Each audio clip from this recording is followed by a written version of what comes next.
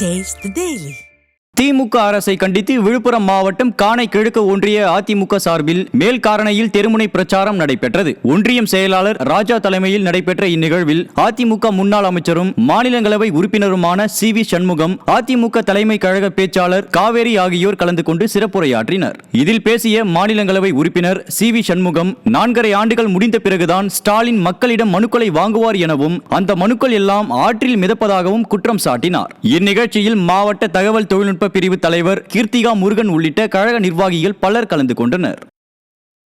இந்த 4 ஆண்டு காலத்திலே இந்த ஸ்டாலினுடைய அரசு, திமுக அரசு என்ன செய்திருக்கிறது?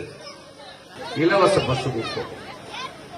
ஏமா அந்த இலவச பஸ்ன்றாங்க, அந்த பஸ்ல நீ போறதும் ஒண்ணும் தான், அந்த மானங்கட்டு போய் அந்த பஸ்ல அவங்க பேசுற பேச்சையும், ஏமா அடி போமா போய் தானே வந்த, அடி போ. நீங்க 5 பேர் நின்ன பஸ் நிக்க மாட்டோம், நிறுத்த மாட்டோம். இங்க நிறுத்துறானா? கேவலப்படுத்துறான், அசிங்கப்படுத்துறான், பெண்களை அவமானப்படுத்துறான் இந்த அரசு. பாத்தீங்களா நீங்களே? ஏன்னா அவ்வளவு அனுபவிச்சுக்கிட்டு இருக்கீங்க. உங்களிடம் ஸ்டாலின் சொல்லிட்டு எல்லாருக்கும் நான் தரேன், மனு கொடுங்க, மனு கொடுங்க. இப்பதான் மனு வாங்குற.